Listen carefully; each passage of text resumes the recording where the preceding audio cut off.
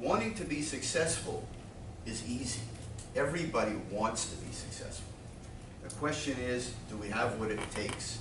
Are we willing to devote the hours, the days, the non-stop burning in our stomach to do that? If not, then I suggest we are best off to get a job and have a career. And there's certainly nothing wrong with that. There's lots of people that have very good jobs, presidents and vice presidents of very good companies, but that doesn't mean that they were necessarily had the stomach to be an entrepreneur. And I keep saying, you're going to hear me say that 20 times today. The burning hunger in your stomach, the burning in your gut, that's what it needs to be an entrepreneur. Entrepreneurs never give up. You will find that they never ever take no for an answer.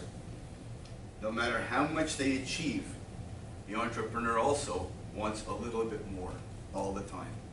Again, that's part of the makeup of an entrepreneur. You've heard of the name Rockefeller. One of the Rockefeller family members was asked, why don't you retire? Isn't it enough? And you know what his answer was? Just a little bit more. And that's what an entrepreneur really is. Forget the word lifestyle. As I said to you before, that word will not exist for any entrepreneur. It is a 24-hour day. I want to tell you a story about Walmart. You've all heard of Walmart stores? I actually built the very first Walmart in South Florida. It's at the corner of Oakland Park Boulevard and University Drive in Sunrise. When I made a contract with Walmart to put their store there, I was very excited. Isn't this great? We have a Walmart. And a couple of weeks later, my family and I are going on vacation to Marco Island, just across the state. And here we are, I've got the 2 kids in the car and my wife, and we drive over there. And we were renting a little apartment for 2 weeks. And we had all our groceries. We went to Publix, loaded up the car with all the groceries. We get to the condo that we were renting, bring everything upstairs, the luggage, all the groceries, put the milk in the fridge, and my phone rings. Who is it? It's Walmart. We've changed our mind, we're canceling the deal. Now, this is the God's honest truth. I hadn't slept not a minute in that place. Immediately I said to my wife, her name's Barbara, empty the fridge, everything back in the car, we're heading right back home. Now, what would many people have done? Many people, not all, many people would have done what I did, but also many people would have said, I'll handle it at the end of my vacation. If that's your approach, don't be an entrepreneur. Believe me, you will be dead bust fast. So I just wanted to give you that, just to give you a little insight as to what being an entrepreneur can be. And there will be lots of disappointments, but the true entrepreneur finds a way to turn those disappointments from lemon into lemonade. That's what the real entrepreneur can do. Now I'd like to go into real estate. Let's discuss real estate specifically. Sir, can you turn it around? What happened? You can't be Yeah, you have a good. We're listening. You're exactly okay. You're leaving us a little bit dry there. Okay. I will tell you the end of the story. The end of the story is that Sam Walton, who was alive at the time, he told the real estate committee that had already committed to put the site there, and actually we had a signed contract with Walmart for a certain price. And he had told them that he doesn't care if the land is on the moon. He's not paying that much for the land. We ended up having to negotiate with them for about 2 more months. And let me tell you something, my stomach didn't work well for those 2 months. Be sure of that.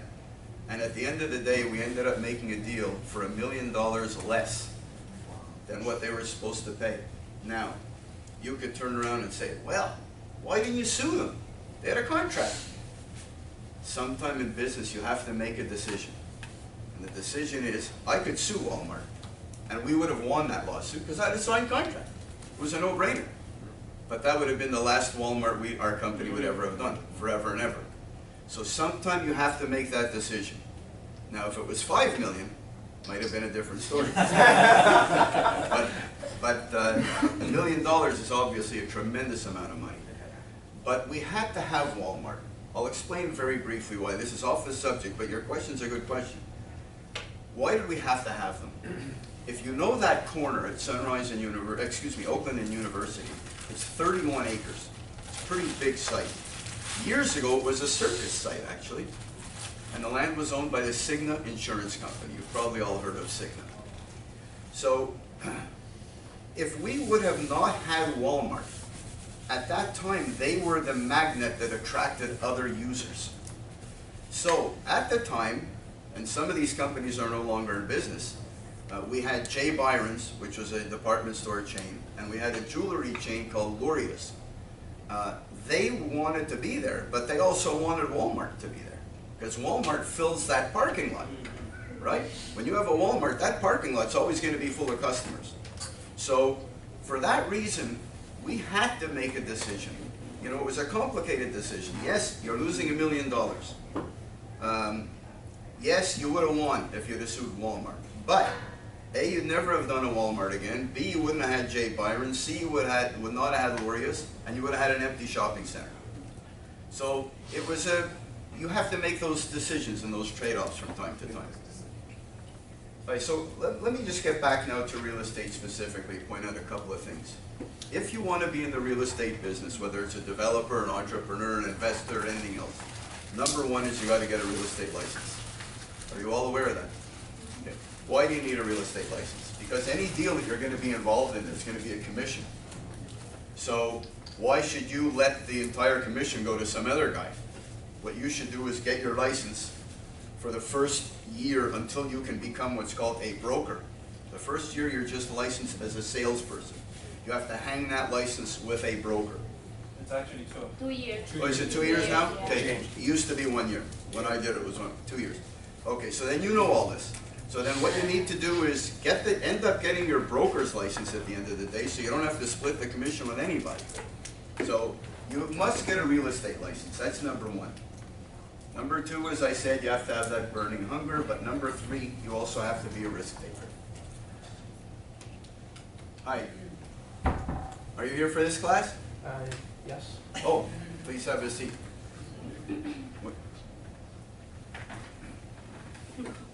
You also have to be a risk taker, but you got to be smart enough to measure your risks. Don't take stupid risks. In other words, make sure when you weigh your risks, always weigh it this way. Weigh the positive side, weigh the income low and the expenses high. Let me repeat that so you're very clear. Underestimate your income, overestimate your costs. And if the deal still makes sense, then you got a good deal. If you overestimate your income and then it doesn't come true, then you're screwed. You lose. And again, I don't know about everybody in this room. I don't know about your financial backgrounds, but I'll tell you what I do know. Not many people can afford to lose too many times. One loss, you're out of business. And I'll tell you one other thing, just as completely off the topic, but I want you to be aware of this. Excuse me. Are you aware that any loan that you take for construction or any real estate development is personal guarantees? It's called recourse. You know about that. Let me explain what that means very, very briefly. I know you know what it means, but I want you to hear this example. You go ahead and you do a deal on an apartment building. The deal turns out to be unsuccessful. You signed personally on that mortgage.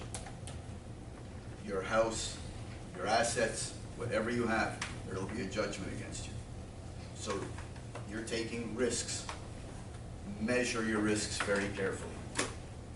Now, how does the poor guy, like I was, get into this business? I'm going to tell you how I did it.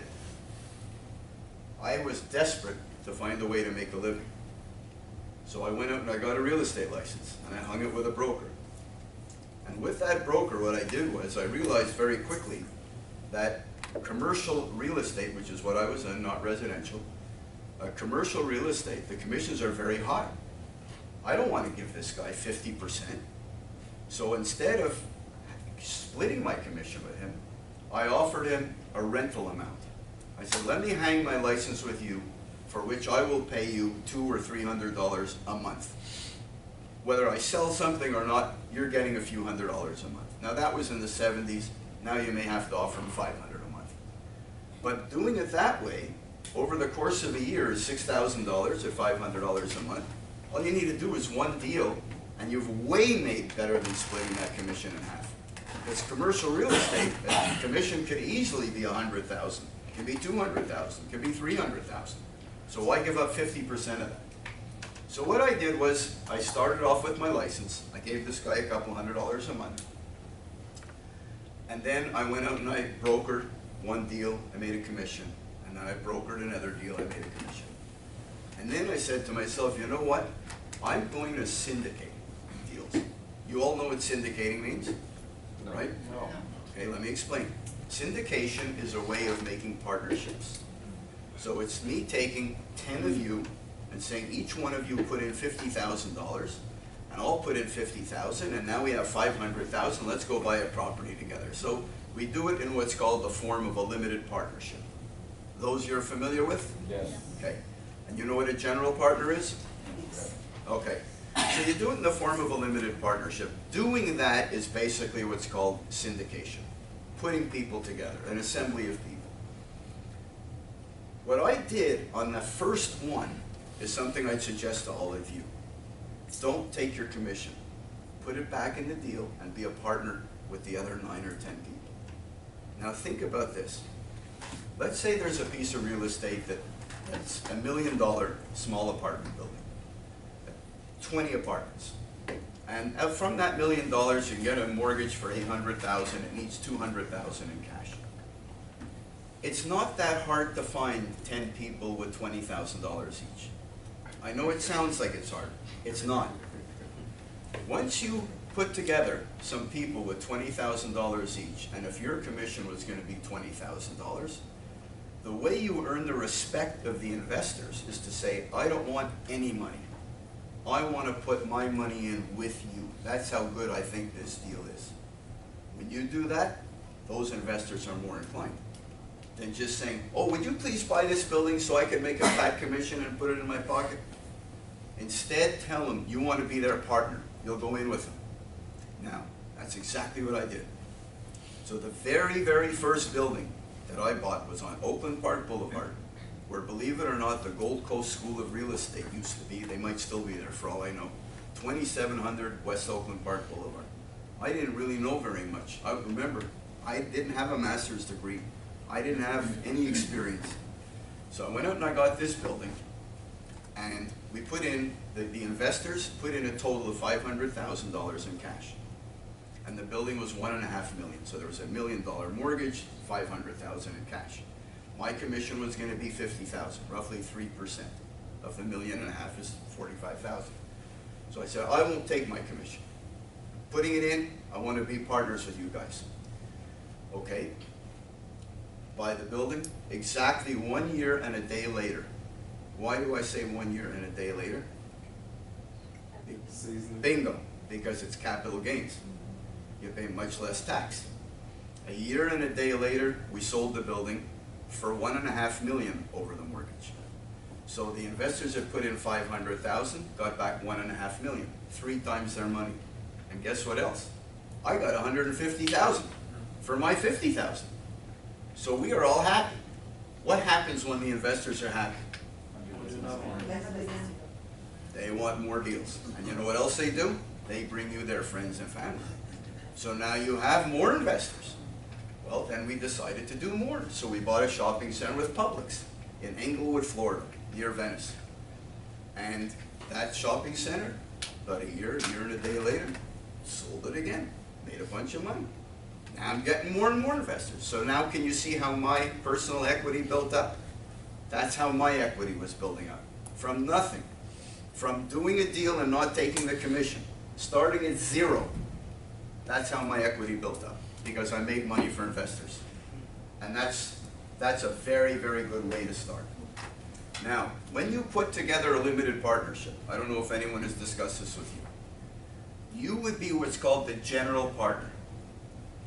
There are 2 partners in a limited partnership. The limited partner is the one that has no say. All they do is put in money. They have no say whatsoever. The general partner is the one that has all the say. However, to sell the property, you don't want to do that on your own as a general partner. You want to have the limiteds agree to sell it. So you take a vote, you make a recommendation, they go ahead and sell it. You know what happens when you sell it? You make another commission. Because when you formed this limited partnership at the beginning, in your partnership documents, and this is very normal, it will provide that the general partner is entitled to a share of the profits, whatever you agree to. For example, an 80-20 split, 80% for the limiteds, 20% to the general. And you're entitled, as the real estate broker, because you have a license, to have what's called the exclusive right of sale. You know what exclusive right of sale means. The listing is yours. So now you're going to make the following. You're going to make a profit as a partner. You're going to make a share of the profits as the general partner. And you're going to make the real estate commission on the sale. Yes? Does that pose some problems with disclosure? I know I had a license in Virginia, and Virginia kind of frowned upon that. They had some kind of disclosure considerations for that. Excellent question. It's not a problem for disclosure as long as you make it clear in your partnership documents that everybody signs. When you form the partnership, you make what's called a memorandum. The lawyers do this, an offering memorandum. And in that memorandum, it's going to state all of the various conditions. And in Florida, it is a total non-problem. In fact, to take that further, and because I was going to come to this next, you also can own a property management company and provide property management service to that property. Now, let me ask you or anybody in this room, if you were going to buy into a property, you want to know someone's going to take care of it, right? Because you're either a doctor, or a lawyer, or a bus driver, or whatever it is you do. You're not going to take care of the property. You need someone to do it. Well, the general partner owns, at the same time, a property management company, and you collect what's called a property management fee. A general rule of thumb is about 5% of the income of the building. That's just a general rule of thumb. So if the building provides, let's say, $500,000 a year in revenue from the rents, from the tenants, you collect a fee of about $25,000 for doing that. Now, property management is a loser as a business. It's a necessary service. You've got to provide it, because otherwise the investors aren't going to want to go in with you unless they know that you've got skin in the game and you're going to be taking care of this property. So as much as it's, in my view, a loser of a business, the only thing that it does is it pays the bread and butter, but you will never make real money from property management.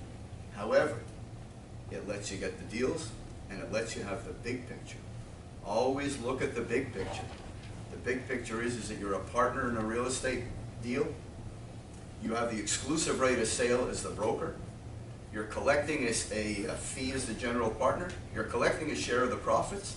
And the investors are referring you more investors for more deals. So you have to do the property management. Let me tell you 2 quick property management stories, why it's a loser of a business. We used to own a building that we syndicated in Fort Myers. Syndicated again, made a group of partners. In Fort Myers. You all know where Fort Myers is.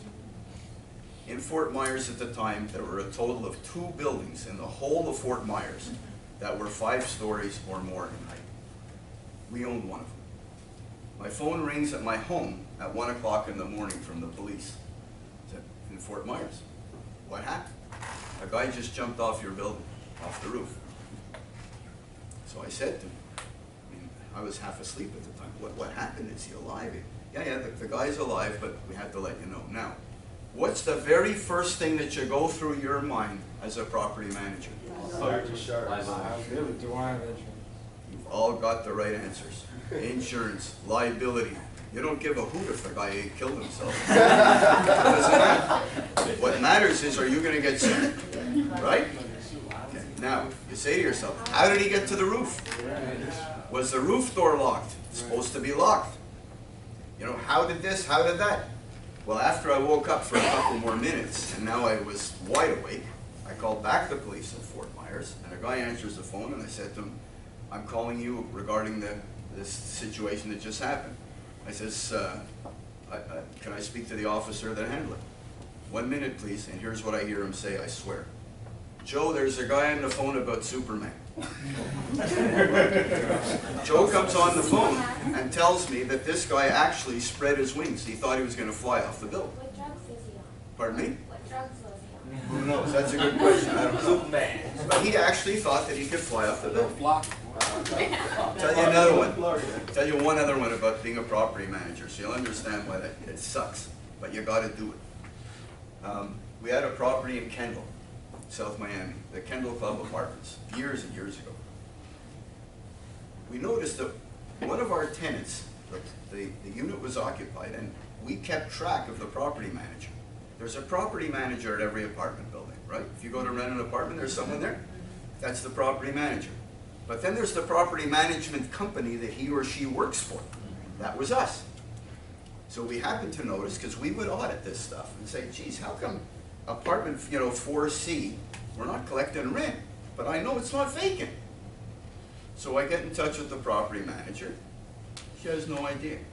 I asked one of the tenants in the building that we happened to strike up a conversation with. He says, oh, I'll tell you why. He says, because your property manager is sleeping with the tenant. So she's not taking the rent. Now, how's that for me as an investor? Good. Not so good, right? Okay. So the point I'm making is property management is a tough business, but it's a necessity. It's a necessary business. Now, I want to discuss a couple aspects of real estate investing. So you fired that guy, right? That girl was gone, and of course she was gone. No question about it. Did you evict? Did you collect your money? Pardon me? Did you evict the tenant? The tenant ended up making good and paying everything, and that we had, or else, yes, the tenant would have definitely been evicted. And believe me, evicting tenants, gee, I don't want to take a lot of time on this, but I'll tell you one more story. Oh, wow. This is a real war story. We had a tenant in a building in North Miami in an area called Sky Lake. I guarantee you've never heard of a story like this, none of you. The guy doesn't pay the rent. We file the eviction. Finally, the police come to evict him. He knew that they were coming because we had been telling him, pay or you're being evicted. He took a razor blade and cut up all the carpets into little pieces, poured cement down the toilets and down the sinks. And then he went to the kitchen cabinets and drove nails through every piece of wood so they were all unusable. He even took the electric plugs off the wall and left the live wires hanging. Can you imagine that? That's what property management can be. But unfortunately, it's a service you must provide. Now, believe me, for every one of these war stories, there's 100 people that pay the rent and do what they're supposed to do. But it's a very tough business. Right. Now, I want to move on to talking about investing in real estate. There's different types of ways of investing. One is buying existing buildings and enhancing their property value. Now, when you buy an existing building, again with partners, not your own money, put people together. When you buy an existing building, you only buy it if you are convinced that you can enhance its value. Not just buy it just to collect, the rent and pay the expenses. You'll never make money doing that. You'll just make a day-to-day income. But again, everything I'm going to talk about is ways to make real money, not day-to-day income money. Now, when you buy an existing building, you look at the rent levels that it's paying, whether it's from apartments or a shopping center or an industrial or office building. See what their rents are. Do a scout of the market around the area. See what their rents should be. If their rents are low, why are they low? Well, maybe they're low because they're very old leases that will expire soon. And if they expire soon, you can move up the rents, renegotiate. Or maybe the building's in crappy condition. So you need to look at it and say to yourself, is there something that I can do to really enhance the value of the rental income, which will determine the property value? Are you all aware that property value is determined by how much money it makes? Right? By the return on investment. Here's an example that I like to use a lot. Times Square in New York. If Times Square was 2 square feet, was this big, but it could produce $1 million a year in advertising revenue because someone wants their name on that corner, that's worth a lot of money. But if that same 2 feet in the exact same spot can only produce $1,000 a year from a hot dog stand vendor, not worth very much, is it? So never think that land is worth so much by an appraisal of where it is or anything like that. Land is only worth what it will generate in revenue. That's the important thing to keep in mind. Now that I've talked a little bit about land, let's talk about the real estate development business, which is what I'm basically brought up in. You all know the difference between the developer and the contractor? Because that's a question everybody says, oh, you build buildings. I say, no, I don't build buildings. I haven't built anything. I'm the developer, and we hire people that build the buildings. So the developer is the guy that takes the risks, hopefully makes the big reward, or may take a big loss. Whereas the contractor is the one that builds the structure, builds the building. Now, what is a developer really? The developer, if you want to think of it in simple terms, is a creator of value. He takes a piece of grass and turns it into money. You take a piece of grass, whether it's in Plantation or Davie or Weston, and now it's just a piece of grass with 2 cows on it dumping 3 times a day. And you turn that piece of grass into something that will generate cash. That's what a developer does. But again, remember, there has to be a need. This is where the risk-taking is going to come in. There must be a need, and only you can determine if the need is there. A lot of people rely on appraisers, land appraisers. And they tell the appraisers, you know, go do a study for me on this site. Tell me whether or not this site would be good for a shopping center. Remember this though, that appraiser, it's not his money. It's your money, and it's your client's money, and it's your investor's money. So if that appraiser's wrong, he doesn't lose anything. The only one that loses is you. So at the end of the day, whose decision is it going to be? It's going to be yours. And whose risk is it going to be? Yours. And whose gut is it that has to tell at the end whether or not this is a good deal? Better be your gut, not the appraiser's gut. And I can tell you this for a fact, and I'll put my hand on a Bible and tell you this. I have never used an appraiser on one development. Not once. I use my own stomach. You drive the territory. You meet people around there. You talk to people. Talk to residents. What's in the need here? What do we need here? You know, you could look at a piece of land and say, oh, what a great piece for a shopping center. This is ideal. It's 11 acres and it's got the right depth and it's got the right frontage right on, oh, University Drive, blah, blah, blah. What a great piece. Yeah, but there's a Publix right over there, and there's a Walmart Supercenter right over there, and there's a, you know, so-and-so or a Whole Foods right over there. Who are you going to put on this thing? So you've got to find out, is there a need? Not just the fact of whether or not it looks good. What is the highest and best use? You've heard of that expression in real estate, very common expression.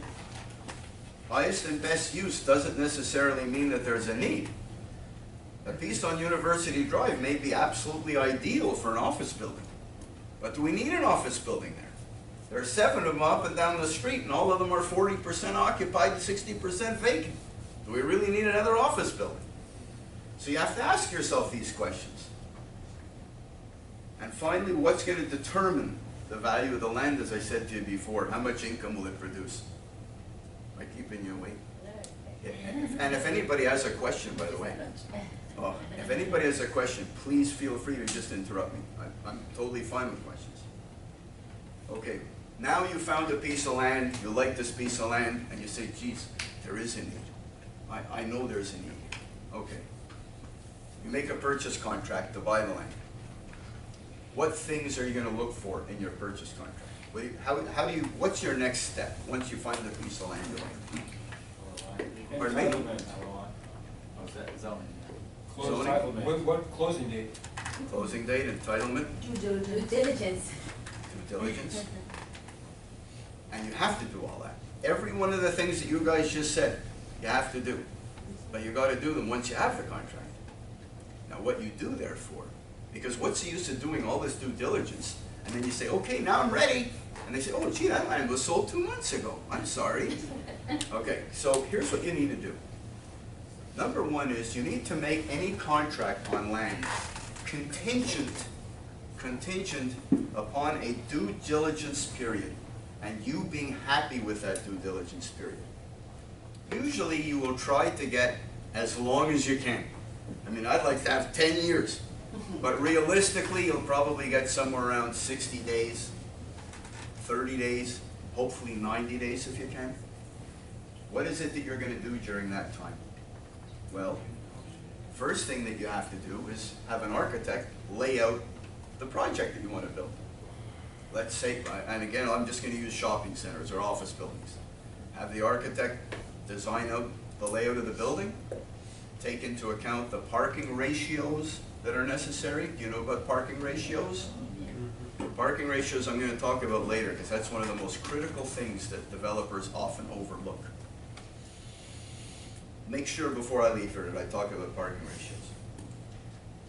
You want to also make sure that the land is environmentally right.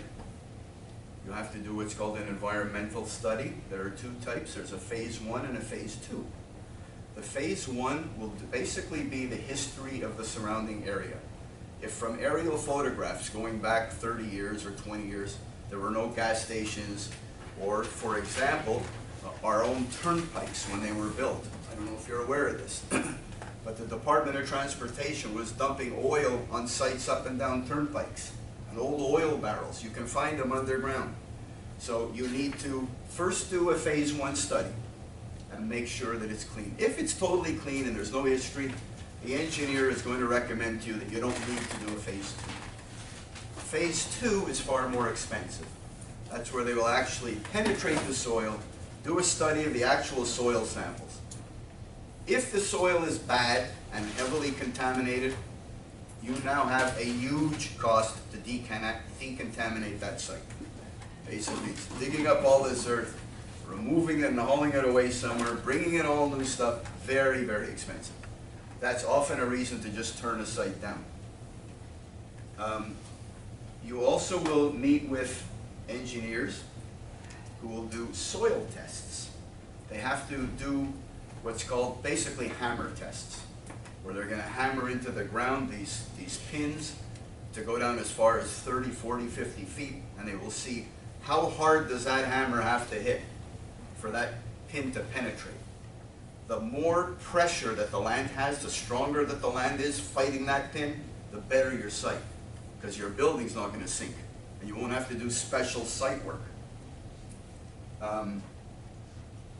You will always put your deposit in escrow, and the escrow, the favored part would be with your own lawyer, but if it's not permitted your own lawyer, then you can negotiate it to be with a title insurance company. And that money will sit in escrow during your entire due diligence inspection period, and at the end of that period, you will either let your deposit go hard, meaning you are now in a binding contract, which you will lose your deposit if you don't close, or you can pull your deposit back, the deal's over, everybody's friends, go for donuts, and it's over. Okay? Now, during your due diligence period, you're going to be meeting with city staff. You're going to be meeting with planning and zoning department. But first, look at their zoning codes. They're all on the computer. Don't go in there looking like an idiot, like you haven't done your homework. City staff will be much more impressed if you walk in knowing your stuff. Once you meet with them, show them the site plan, show them what it is that you want to do, maybe meet with the city manager. But I want to give you another little tip. Once the city staff is sort of satisfied, and they're very important, because believe me, if city staff goes to city commission and says, turn this project down, it's dead. But city commission, city council, also has the ability to kill your project. So here's what you do if you're smart. And make a good note of this. You make sure to meet with every city council member privately before any show on TV. You know, when you see it on TV and it shows a city commission meeting, you know, that's only a show. It looks good, it's a show, but the reality is that the the decisions were all made way before that thing on TV. They were done way before that. And here's how they're done. A developer like you, or me, you make a private appointment by phone. You say, hello, Commissioner Joe Blow, may I have a meeting with you? And he says, sure, come in on Tuesday at 10 o'clock. You go in at 10 o'clock. You show them the layout of your project. You ask them what are their opinions of your project. Now here's where I'm going to step aside for a second, tell you another story. The city of Sunrise, bless you, when I was building the Sunrise Town Center, developing it, I went to the city, met with each one of the council members. The mayor at the time was a fellow named Mayor Dan Pearl, who's now deceased. Dan Pearl said to me, Craig, that's the most important corner in the city of Sunrise. And I want to make sure, I've always envisioned a waterfall on that corner. Thinking a waterfall? Holy cripes, I don't want to start building a waterfall. Well, he wanted a waterfall on that corner. So here's what I did. That corner was going to a bank called Centrust. Centrust has now been changed. It's now some other bank. The president was a guy named Paul, I think David Paul. I called up the president of Centrust. They wanted that corner. I mean, that's a very prestigious corner for a bank location. Corner of University and Oakland Park Boulevard. So they wanted the corner. I called them up, I said to them, I'll sell you the corner, but there's one condition. You're going to have to put a waterfall. You pay for it. He said, a waterfall? I'm in the banking business. I don't want to be building a waterfall. I said, then it's very simple, Mr. Paul. I can't sell it to you. I'm going to have to go to First Union. Hey, whoa, I'm rethinking this. You know? Well, he ended up putting the waterfall. And then I could go back to the mayor and say, guess what, Mayor? There's going to be a waterfall in the corner. Well, he almost jumped out of his seat and hugged me. You think I have his vote? Now, there are 4 others. Another guy, his name was Roger Wishner. Roger Wishner, who's still active in the city of Sunrise. He looked at the site plan, he says, is there a way you could somehow tie a walkway from this building to that? Sure, I could do that. No problem, sir. You know how I did it? With paint. We took yellow traffic paint and we painted a crosswalk from one building to another. The cost of that was maybe $200. I now have his vote. So now when it comes on TV and you have the city council meeting, in under 2 minutes, yes, yes, yes, yes, unanimous yes. Your project is in the bank. Then you go, you leave, you call up your contact at Walmart at 8 o'clock or 9 o'clock at night, you say, guess what, the projects are done with you. We all win. Now, there's a huge lesson to learn from that, a huge lesson. I, for one period of time, served as chairperson of planning and zoning for the city of Weston. You would be amazed that people would, their projects would be on the agenda, and the meeting's tomorrow night comes, I never saw the guy in my life. How stupid is he? You know, the way Donald Trump would say, how stupid is he? Wouldn't he have been smarter to come and meet with me ahead of time, discuss the project, and get, if I had any concerns about it, he could fix them before the meeting. Otherwise, what happens? He gets a rejection. And when you get a rejection, you know what that means? It means you can come back in 3 or 4 months from now. Now, your project just got delayed 3 or 4 months. Now, you remember what I said before about having your land contracts as a contingency? Now you go back to the land guy and you say, gee, Mr. Land Guy, I got a real problem. My contract is supposed to close like in 4 weeks, but I just got rejected at planning and zoning. Would you give me another 3 months? The guy's going to tell you, take a walk. I'm going to deal with someone that's more professional. So learn from that. If there's anything you want to accomplish, you know, whether you're a developer or whether you're buying a building or whatever the heck it is, go meet with the people that can affect you. Meet with them ahead of time. Don't just hope it's going to come out good, because it's not. I guarantee you it's not. If you walk in as a stranger, believe me, you got already a strike against you. Okay, now, yes, please. Okay, what incentive do you give to the seller for having a contract that is contingency on like a 2-month due diligence period? That's a perfect, excellent question. You know what the answer is? The price he wants. Here's why. Let's say you own the piece of land. I come to you, I'm a proven guy, or I'm even an unproven guy. And your land has been for sale for X number of time, and no one's come to buy it.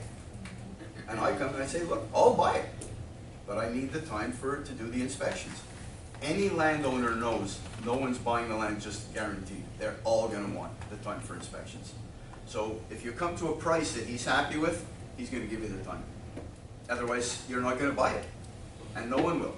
Yes? What about a non-refundable deposit? Non-refundable deposits is very similar to what this gentleman was just asking. On purchasing land or buildings, it would be very foolish to put a non-refundable deposit until you've completed your due diligence. So your initial deposit is going to be basically soft. It's going to be in escrow. You can get it back. But then after your due diligence is completed, then it's non-refundable. I was saying as alternative to offering the full price, you know, if it's $5 million, say, listen, we'll give you $10,000 non-refundable, we'll put this money in escrow, and then you might take it back $10,000, but you reduce the price Okay? by that amount. Okay, and the answer is that, I mean, this is the honest answer. Don't take it negatively. Okay. $10,000 to a $5 million piece of land is nothing.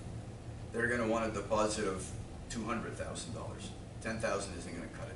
So $10,000 might cut it on a, you know, if you're buying a condo for $70,000, you know, or $80,000 or $100,000, but not on a $5 million land, not on a commercial land piece of woodwork. Yes. Going back to one of your earlier discussion points, you talked about forming a liability, limited liability partnership. Yes. So the one step you kind of left out is okay, how did you meet these investors? You know, where did you build that relationship from? So you went from just moving here to now I have an investment group that I'm with, and so that what occurred in between that time period? To be honest with you, it was just personal contacts. It was just, you know, you knew a guy, and that guy knew a guy, and the other guy knew a guy. I didn't put an ad in the paper saying investors want it. If you put an ad in the paper, some people do stuff like that. You see these ads saying, oh, investors for this great, fantastic deal. Would you put your money into a deal that some guy's got advertised in the paper to get you? Never. So, no, I think that the only way it does happen is somebody knows someone. For example, I guarantee you that everybody in this room, no matter what anyone's financial position is, does know somebody, at least one person, that does have some financial wherewithal, that might be confident in you and in your ability. Just one person. That one person will normally know others, and that is how it happens. In my case, as I remember very clearly, it was only one person, and this particular person owned a Kentucky Fried Chicken restaurant. But he happened to have friends that also, so his friends listened to him, he listened to his friends, and that's how I got these investors. On the first deal. And on the first deal, remember, as I said before, there were only 9. There were 10 people in total, including myself, for the $500,000, and my $50,000 was my commission. I didn't have them. So that's how that worked. Okay, moving on. Is that a... That totally answered. Thank you. Okay. One last thing that you may have to do is meet with resident groups, local residents. Here's an example. You may know the corner of the Sawgrass Expressway and Atlantic Boulevard in Coral Springs. Or you may not know. Atlantic's one south of Sample Road. Okay. On that corner currently exists a professional village called Lakeview Professional Village with 11 professional office buildings and a small little shopping center with a Dunkin' Donuts and a couple other places. I built that project. Now, when I got that piece of land originally, that piece of land was zoned for industrial or commercial. It was a very general, loose zoning, which I was very excited about. And it was right off the highway, right at a great location. Well, the residents heard that the land was under contract, and they right away ran to the planning department at the city. Don't let them build anything there. We don't want anything there. We want to keep it, blah, blah, blah, blah, blah. Okay. So the city said to me, you better go talk to some of these residents because they're a little high. So I went to talk to the head. There's always one guy that's the troublemaker. So I went to talk to him and a couple of his neighbors. And I said to him, here are your choices. I'm going to be realistic with you. This land is zoned industrial. So here are your choices. Staying as a park, that's empty land. That ain't going to happen. So take that away. That's one of the choices that no longer exists. So now here's your other choice. I can either build a nice professional village with 11 small little office buildings filled with doctors or businessmen with nice landscaping, or we have the ability to put a 30-foot high industrial building and have 18-wheeler trucks coming in there every day. Which one would you rather have? That was the end. That we ended up getting what we wanted, no more objecting to the city. So be prepared, you may have to do that sometime. Sometime you have to meet with the residents. Now, I want to tell you, how did I get into the development business? If you recall, I started by saying I bought a building on Oakland Park Boulevard with 9 investors. Then we did a public shopping center. Remember all that? Okay. Well, my wife and I were on a vacation again, and this time was in Clearwater at a golf place called Innisbrook up in Clearwater. And there was a property management company that I knew pretty well in Tampa called Paragon, big property management company. A guy from Paragon who I've known for a long time, because I've met him, you know, as you start doing deals, you meet people. You go to conventions and all that stuff, which I'll talk about shortly. So the guy at Paragon calls me up, gets me on vacation and says, would you be interested to build a shopping center? I've never built anything in my life. I don't know about you guys, but whatever you've built, it was more than I built at that time. I said to him, I don't know anything about it. I said, where is it? He says, well, it's actually only about 50 miles from where you are right now in a small little town in Central Florida called Bushnell, Florida. I don't know if you ever heard of Bushnell. It's a very small town. So I said to him, oh, well, you know what? I'm a developer. I'm a 24-hour-a-day guy. Forget lifestyle. Pick me up tomorrow. Let's go take a look at it. I tell my wife and kids, I'll be gone for the day. I go up and look at it, and when I drive through this town, the only thing that was there was an Ace Hardware store and railroad tracks. There was nothing. When I say nothing, not a supermarket. These people who live there had to drive all the way to Inverness, which is about a 20-some-odd mile drive, to do their shopping. You know the area. I can see. Yeah. So you know what I'm saying. All right. So I said, what's the deal? Here's the deal. There were 2 country hicks. And when I say hicks, I mean real hicks. The boots, the big belt buckle, you know, the whole deal. These 2 guys had this land under contract from Nationwide Insurance Company. It's 20 acres. And it's right on the main road in Bushnell.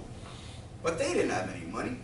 They tied it up with a small deposit, and they had a contingency period.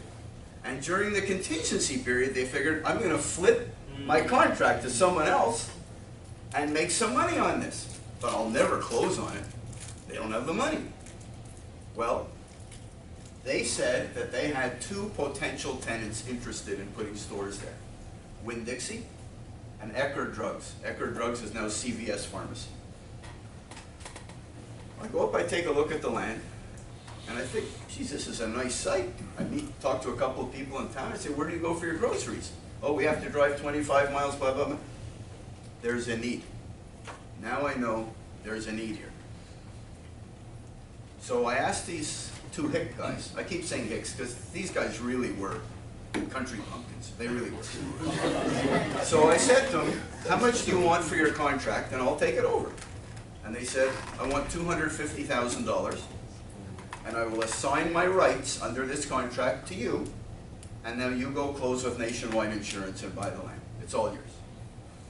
I said, I don't have no $250,000. That's not going to happen. I said, well, let me think about it. So I get back now, and I, maybe about a week later, now we're back home. I call up Winn-Dixie. I say, do you really want a store there? Because these guys told me you want to put a store, but you're going to pay $5 a foot rent. I get in touch with the head guy for Winn-Dixie territory in Orlando, and I'm down here. He says, I'll tell you what, if you're at my office at 7 o'clock tomorrow morning, I'll meet with you. Otherwise, I can't meet with you. You got to be here at 7 in the morning.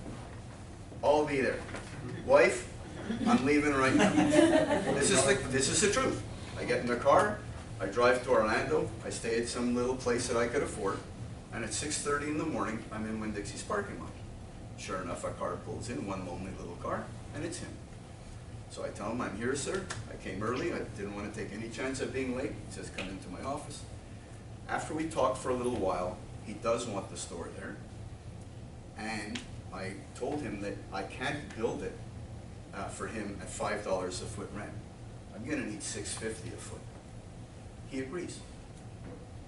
Now, just to put that in perspective, the store was roughly 35,000 feet, $1.50 a foot. That's another $50,000 a year. If you use a cap rate, do you know what a cap rate is? Yeah. Return on investment. If you use a cap rate, even of 10%, that's 500,000 more for yours truly. Nice deal. Okay.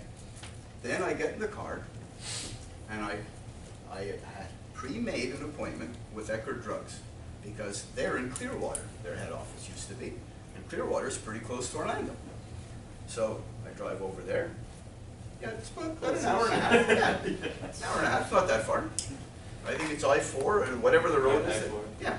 So I head over there, and I meet with Don McIver, who is the gentleman that has signed numerous Eckerd Drugs leases for years. And instead of them paying, for example, $4 a foot rent, I get them to pay $5 a foot rent. Of course, I never tell these country bumpkins this stuff.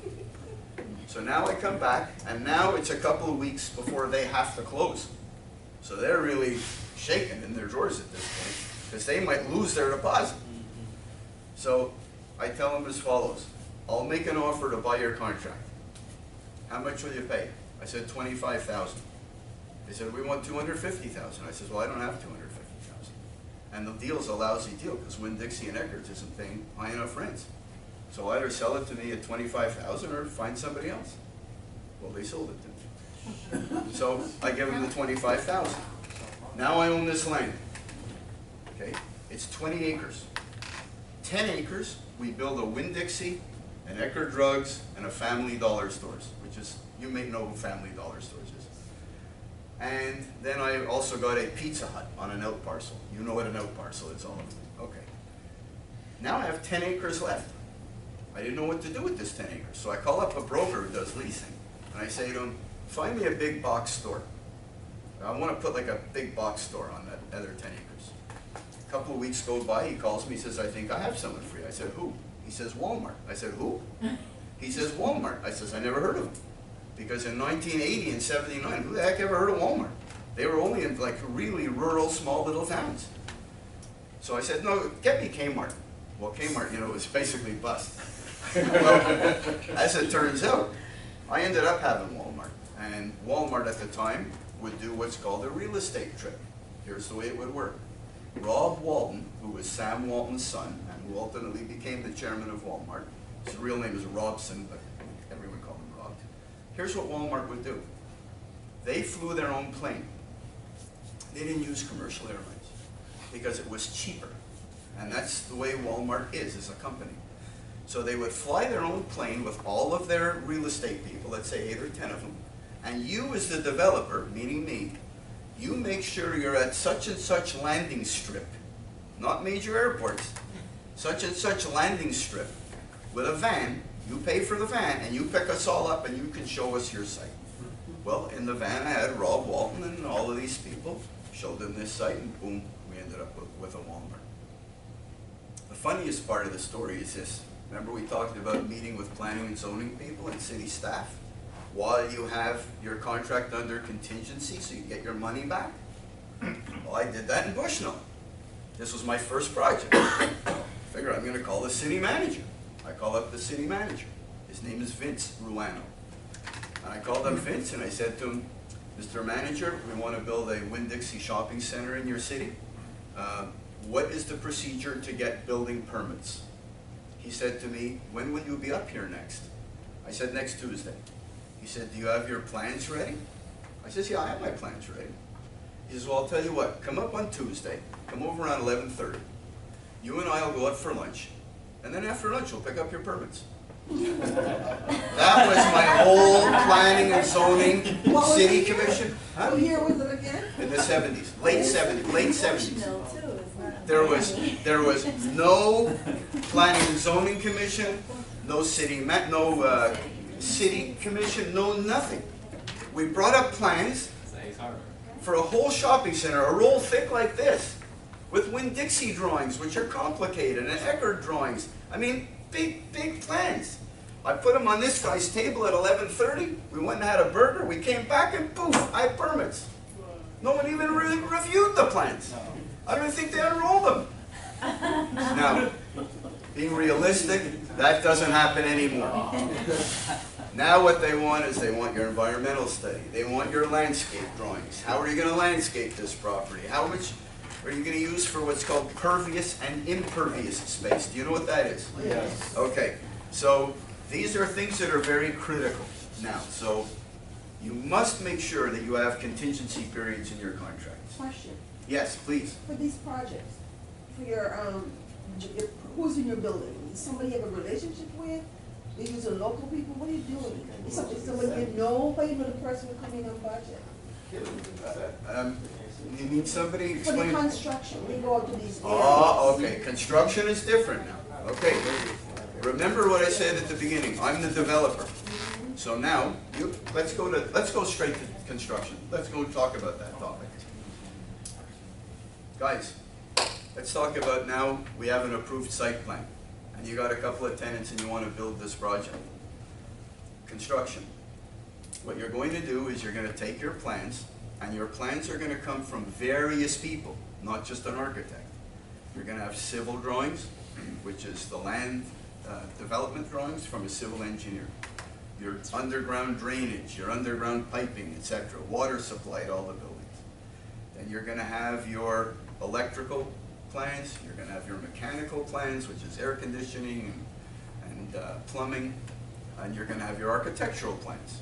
And you're going to have your engineer's plans for the structure. Now you take all of these plans, including your landscape plans, and you're going to go to a general contractor. And let's just say just for example, I got 3 general contractors right here. Here's a set for you, a set for you, and a set for you.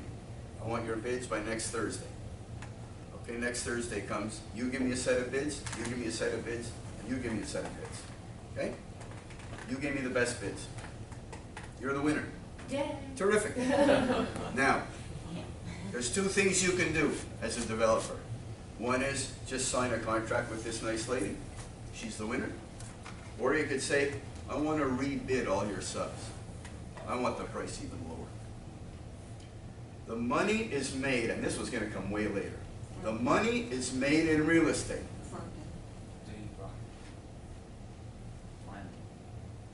In the buying, not in the selling. Now, pay close attention to what I'm going to tell you now. If you learn anything from me today, anything, learn this. In business, the money is made on how you buy, not on getting a selling price later. Why?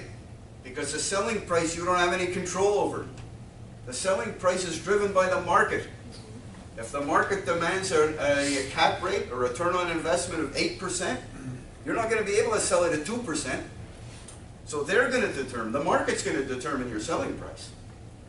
You can determine your costs when you buy. So your money is going to be made in the buying, never in the selling. So that's exactly why the developer, in my view, that's a fool, simply accepts her bid, even though she was the lowest. Now, I built a number of projects with Miller Construction Company in Fort Lauderdale. Many of you may know the name. They've been in this area for 40 some odd years. What did I do with Miller Construction Company? Every time they gave me the best bid, I would go to their office, I would sit down with one of the Millers, I'd say, show me all the plumber's bids. They would show me all the plumber's bids. I find the cheapest one, I call up that plumber and I say to him, hi, Mr. Plumber, your bid is close, even though he's the lowest. But because we like you so much, we're willing to do the deal with you, but I need you to do some shaving and call me right back, because this is being awarded this morning. So call me back with your very best bid, quickly, very quickly. I'll call you right back. They'd call back 10 minutes later, there's always room. There's always room. And they would take off something from that price. So if their bid was 50,000, they come back at 46,000, to pick a number. Okay, it's not a huge difference, it's 4,000. But then I call up the structural guy. He bid 480,000 to build all the concrete and the structure and the slabs and blah, blah, blah. How much can you come down to? I said, you're close, but there's another guy that's better than you. I need you to give me your best number. And believe me, they all come down. Every one of them. Everyone, yes. You know the problem with that? Yeah. Oh, you're a plumber? He's a contractor. Oh, you're a contractor? Yeah. Ooh.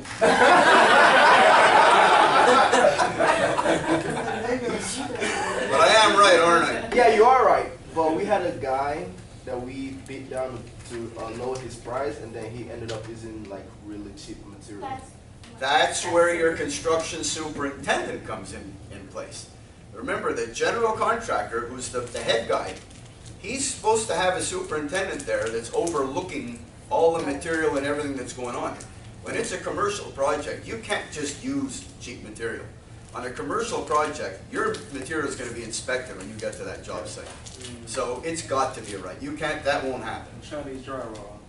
Yes. Would you ever bump heads with the general contractor going into what he's responsible for and saying, oh, I'm going to call the people that you put all these bids out to, and even though he's I doing only call them with his approval. Oh, yeah. Right.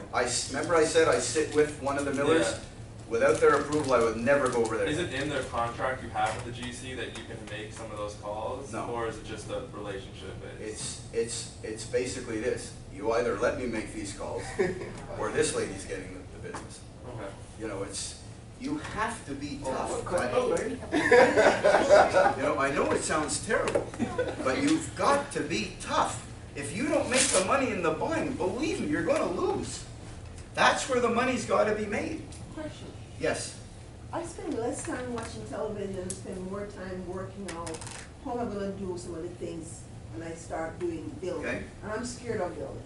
I would reposition or fix up something that's already built. Okay. One of the things I have in my head, maybe I'm overthinking it, is that I'm in no finance.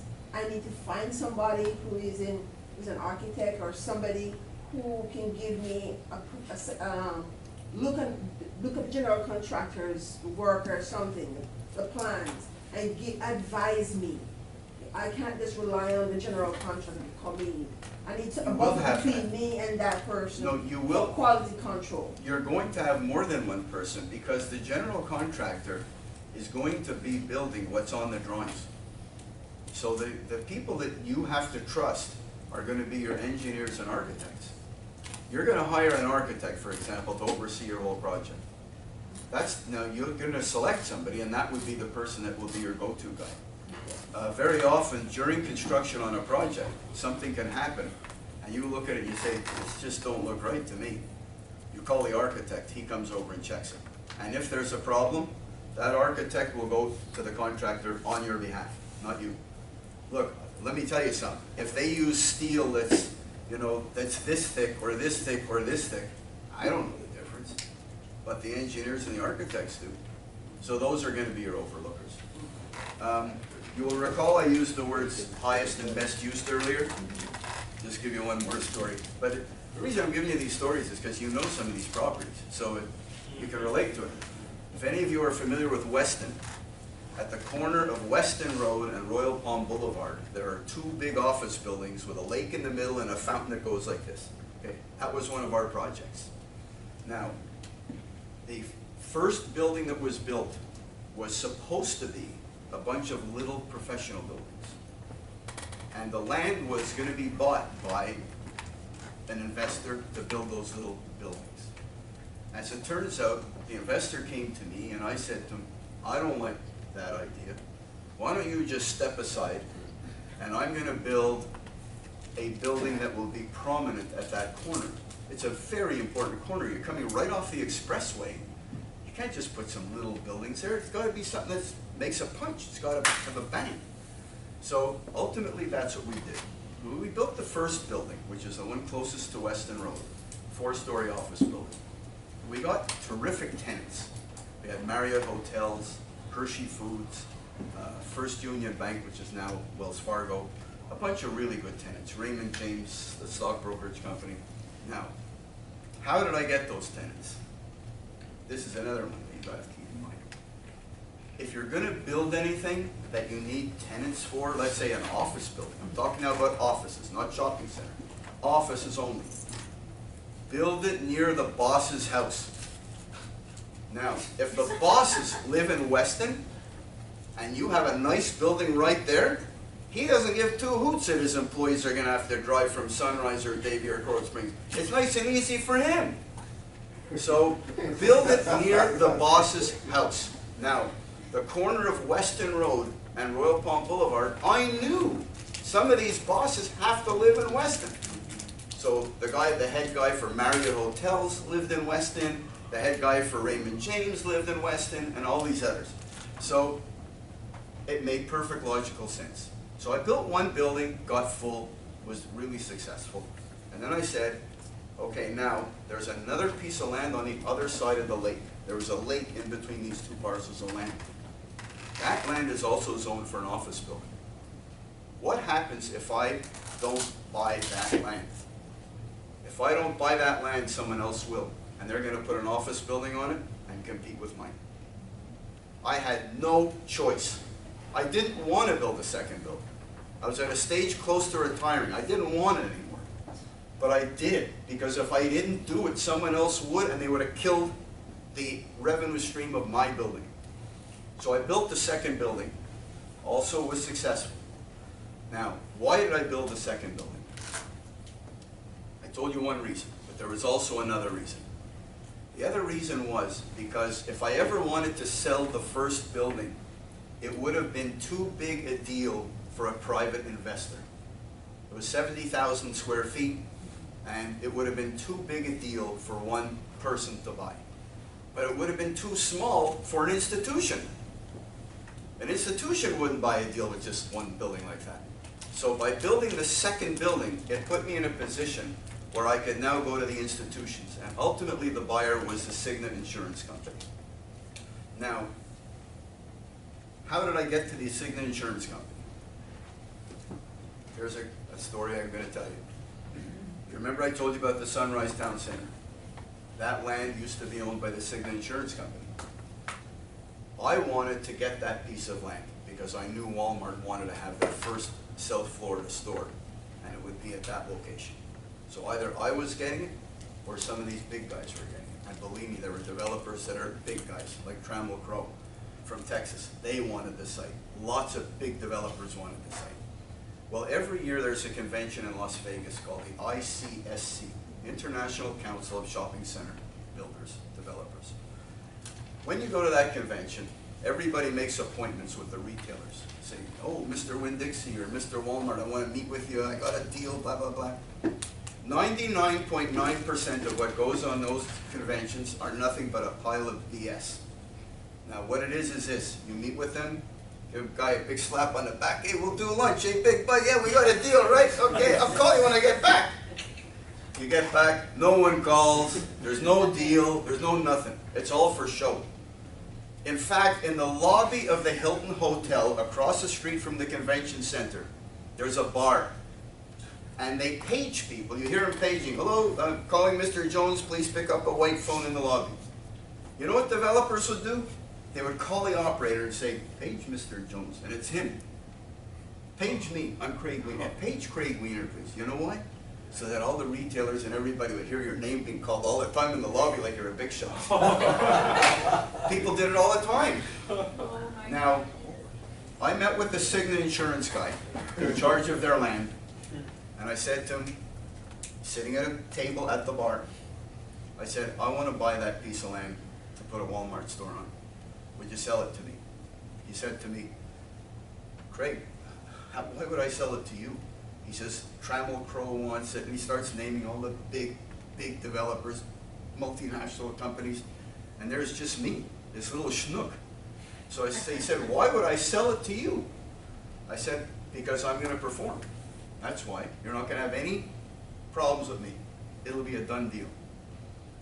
And this comes to the point that you raised before about a non-refundable deposit. I said to him, how much is the land? He says, we're looking for $9 million. I don't got no $9 million. I don't even got no 1 million. So I said to him, but I knew in my head, I got Walmart that wants to be there. So I said to him, I'll tell you what I'll do. Do you have an attorney? He says, yeah, I have an attorney. I says, how about if I wire you $100,000 tomorrow morning with no contract, no nothing, totally non-refundable, I don't need any paperwork, just shake my hand, we have a deal at $9 million, at your full price. He says, you would do that? You'd send $100,000 without even a piece of paper? I says, yeah, I would do it. You're the Cigna Insurance Company. You're not going to screw me. So he says, let me make a couple phone calls. Makes some calls, comes back to the table. Here's the wiring instructions. Have it there tomorrow morning. The site's yours. I did it. That's how I got Walmart. That's how I got that site. So there's risks that you have to take in developing, but you got to weigh your risks. Yes? Was your total purchase price 9.1 million or? No, 9 million including the 100,000. So sir, tie Yes. that back into how you sold it to them. Sold it to Cigna? Yeah. Okay. That's a very good question. When I finished the project, and we put it up for sale, there was a real estate broker. The company's name was Mortgage Corporation of America. They were in North Miami. And he had contacted me while it was under construction. Said, would you be interested to sell it? I said, sure, but after a year and a day. Don't forget that year and a day part. So I said, oh, yeah, sure, we'd be interested in this. That's our business. So he said, I may have a buyer for you. He contacts Cigna. I said, geez, that's who I bought the land from. Well, the guy from Cigna, who was different now, the land seller was, let's say, Jim, and the buyer was another guy. Let's say his name was Bob. So this Bob comes down, meets with me in the building, in my office. We talk for a little while. We discuss numbers. And I swear to you, this is what happened. We got in the car together to go for lunch. He took a napkin. I always have napkins in my car, like for McDonald's or something, in case I drink stuff on me. So he took a napkin out of the car. He writes down a number. I look at the number at the stop sign. I write another number. Before we even got to the restaurant, we shook hands on a deal. It was done. Now, that's very seldom. That doesn't very often happen. But why did that happen in that case? Because he knew he could trust me. We had a relationship at that point. He knew he could trust me. So once you perform and you have the reputation of performing, people will trust you.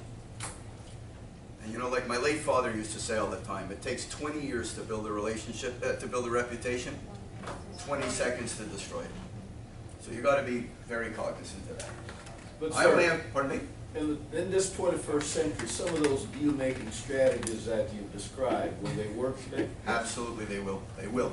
Don't shake your head. I will tell you why they work. I will tell you why they work today.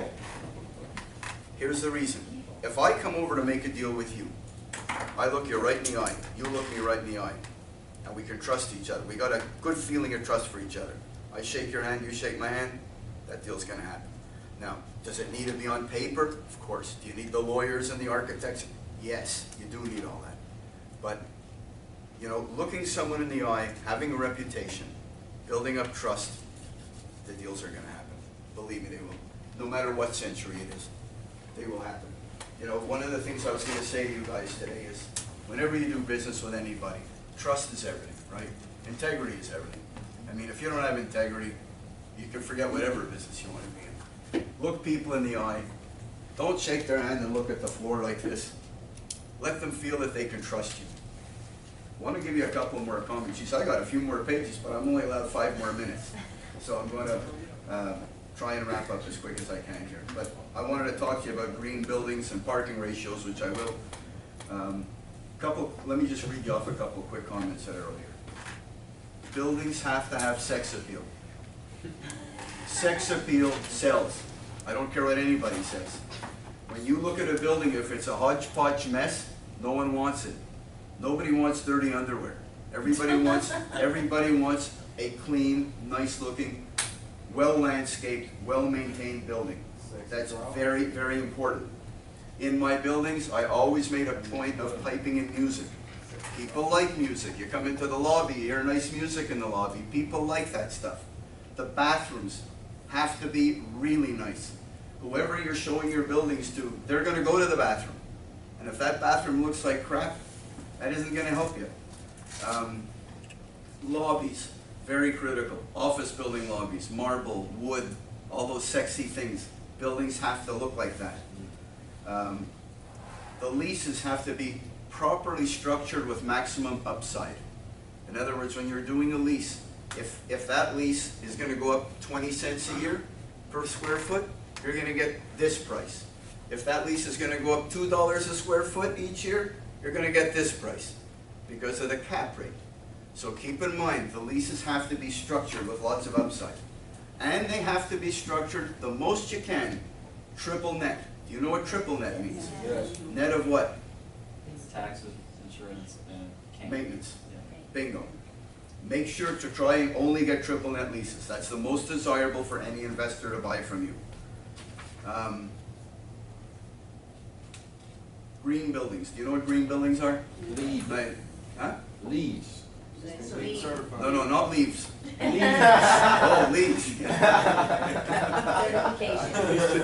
All right, so I don't have to spend time on green buildings then, right? Right. Okay, parking ratios, yes. I mean, I do wanna know what are the points that you wanna make. Okay. There's a big move on buildings, like office buildings and industrial buildings, for conserving energy. Green buildings, basically, your engineers will design to use as little air conditioning most efficiently as possible. The roofing systems, for example, I only use white roofs now because black roofs attract sun. So we use white roofs. Insulation, hurricane-proof windows that provide UV protection. All of these things are basically structured into making a more energy and electrical efficient system. And that engineers will design that. Industrial buildings, only a couple quick notes. Obviously, it's a lower cost land than let's say a shopping center would be. Why? You know why? Because industrial rents are lower than shopping center rents, so it will produce less revenue. That's what makes that piece of land worth less money. Always look for ease of access. Try to avoid sites where people have to go and make a U-turn to come back to them. You don't want that. You want easy access. For industrial, you want access to roads, rail, and airports if you can. High ceilings is critical. That's my last note on industrial buildings. People want very high ceilings. You know why? Because they can use less square footage to store the same amount of stuff. They can put it higher. Therefore, they pay less rent. Parking ratios. This is what's most important about parking ratios. If I go over 2 or 3 minutes. You sure? Yeah. Okay. On parking ratios, here's what you want to look for. Every use has a different parking ratio required by zoning codes. For example, a restaurant is going to need much more parking than an industrial building, because an industrial building is all storage. Medical use is a high parking requirement. Now, if you own, let's say you own this room, and you quarter off a quarter of it to a restaurant or medical use, when they go to get the building permit to build their improvements inside, the city's going to say, what type of use was that? Oh, a restaurant? Okay, well, we have to allot 40 of your parking spaces just for that. That means you only have 3 parking spaces left for the rest of your space. You can't build anything else.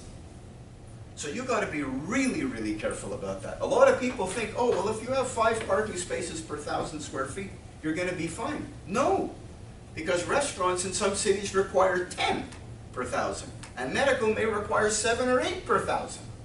So remember that if you use up space on a use that, in your building, on a use that requires very hard parking, it may preclude you from even being able to rent the rest of your building.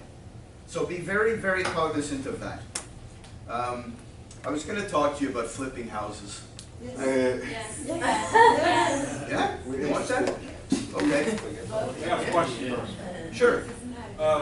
Where would someone, a young investor, someone just starting out a business, find distressed commercial property? If you want distressed commercial property, you can find it fairly easily. Just drive to areas that are blighted areas, or areas where a lot of buildings have vacancies. Those buildings mostly will be foreclosed, and you'll have no problem at all buying those from the banks that are stuck with them. Flipping houses. Okay, that's another real business. It's a real business, and it's an entrepreneur business. But again, you gotta weigh your risks. Now, one of the big risks will be the unforeseen costs of renovating. For example, you go and you look at a house, you say, oh, this is a nice house. They want $300,000, and it'll probably cost me $30,000 to fix it. I'm sure I could sell it for over $400,000. I'm gonna do this deal. Then what happens is that you buy the house, in walks your contractor that you're gonna use, and he's gonna say, you mean you didn't see the mold over there? You mean you didn't know that there was asbestos in the toilet that's on this roof, on this roofing system? It's a roofing system from back in the 70s when they still had asbestos. You didn't see any of that? Now instead of $30,000, now you're looking at $130,000. So you've got to be so careful with that. You have to have a construction expert inspect that house for you. And there are a lot of these companies that do it, and they do a very fine job. Don't rely on your own eyes. Your own eyes aren't good enough. The only thing that your eyes are good for is to tell you whether the market value is gonna give you enough leeway to make money on reselling it after you renovate. That you can make your own gut feeling with. But as far as the construction or renovation aspects, you better get an expert on that.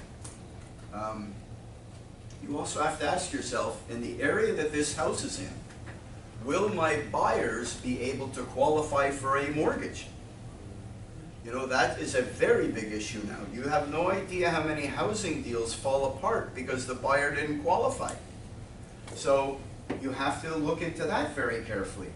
Also, will the house appraise to the value after you do your renovations? This is critical.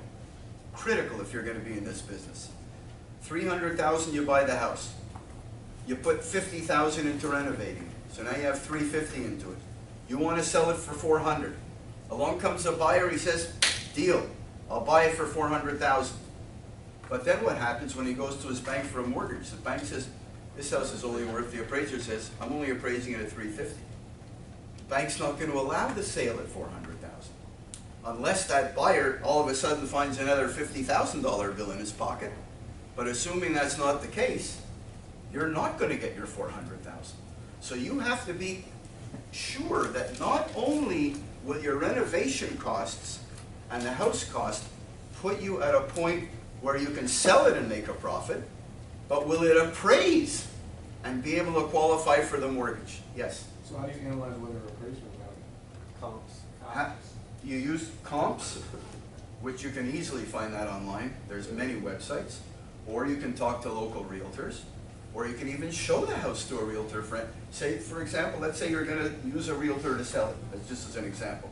Let him look at the house. Say, what do you think it would sell for before you buy it?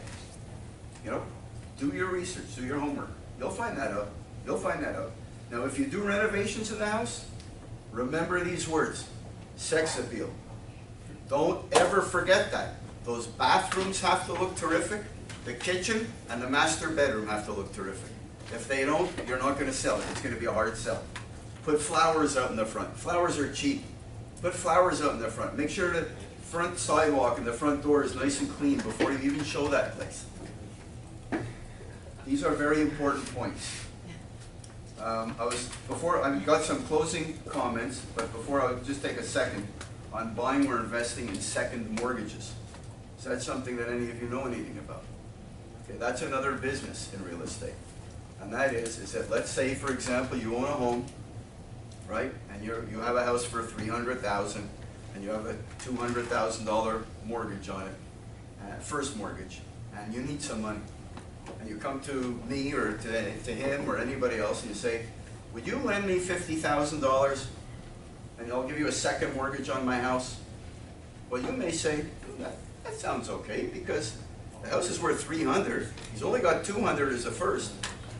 So $50,000, it's only $250. If he goes bad, I sell the house for $300,000. Make 50 grand. You may think that sounds good, but it doesn't sound good.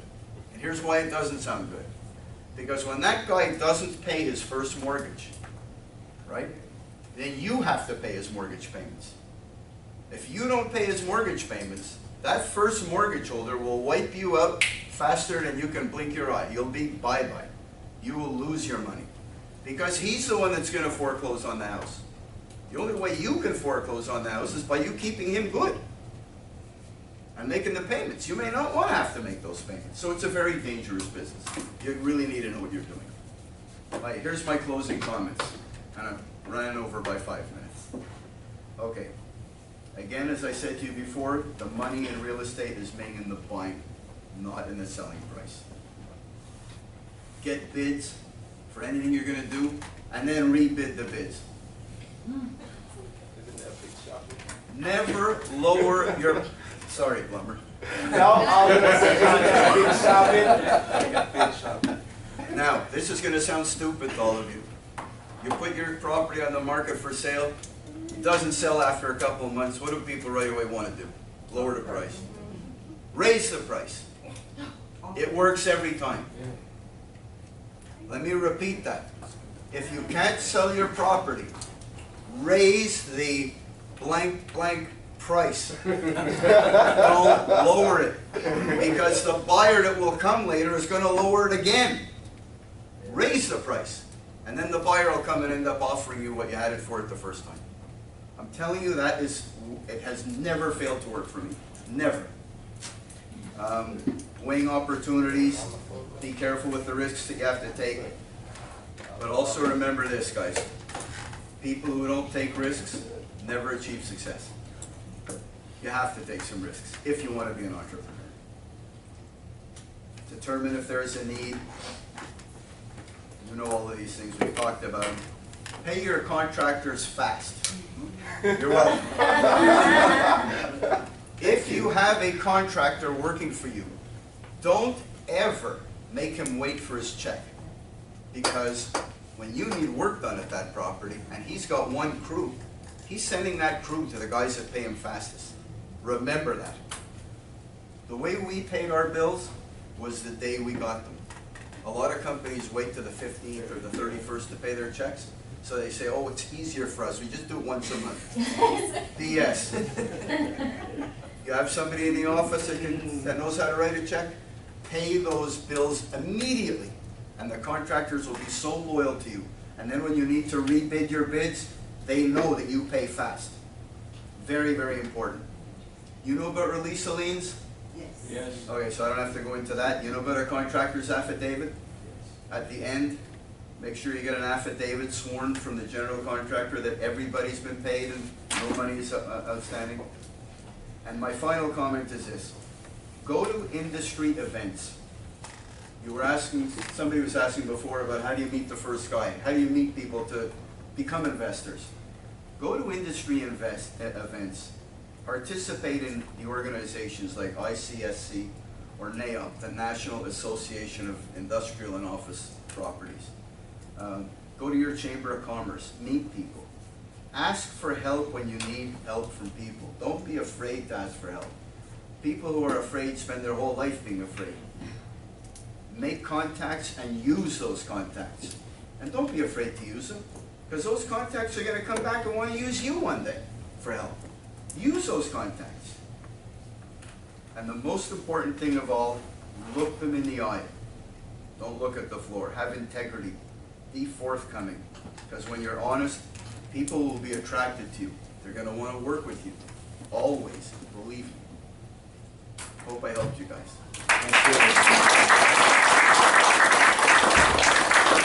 Sorry I talked for so long. So let's take about a 10-minute break. 10 minutes. Craig, Yes. do you buy a lot of flowers and jewelry for all those vacation you end up cutting? Never. Never. My wife's used to that. That's what a developer is. Sure, Roy Rogers was at Tharbaya.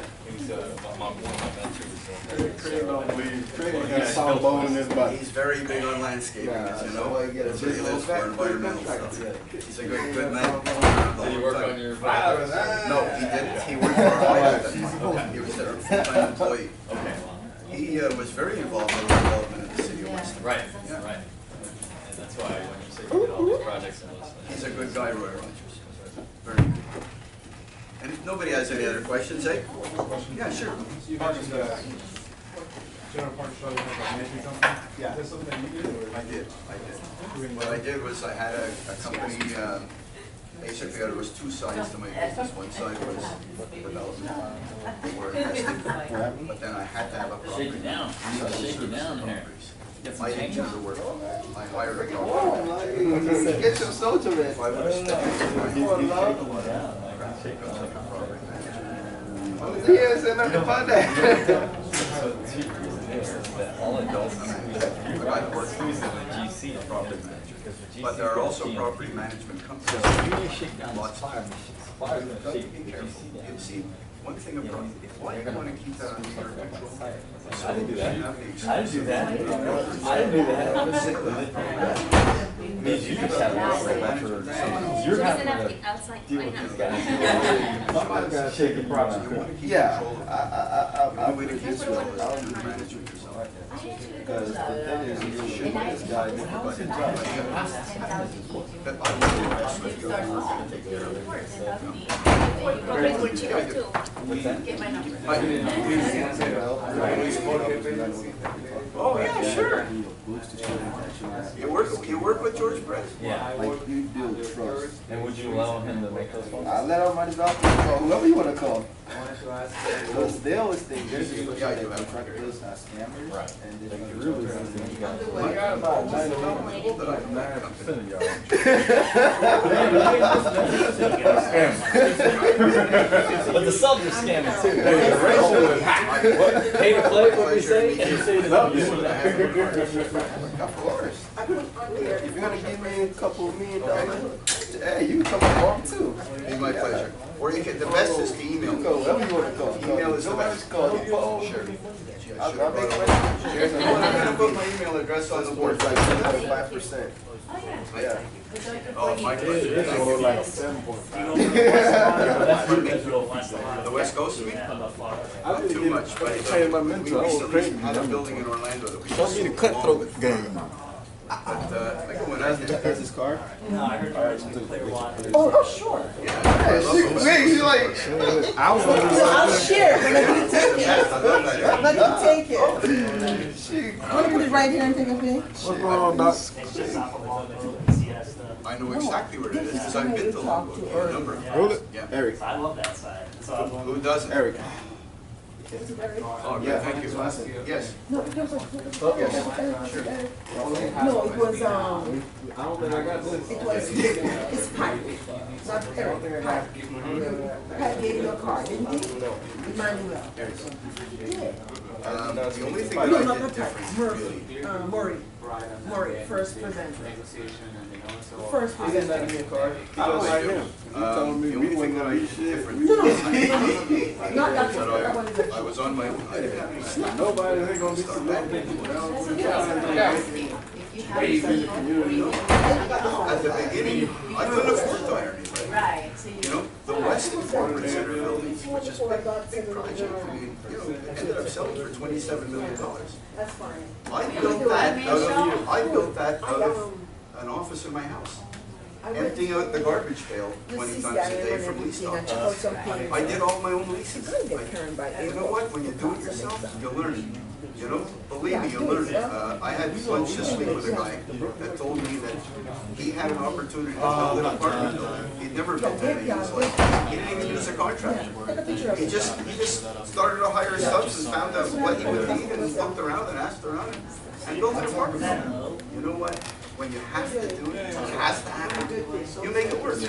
You just make it work. And you live it.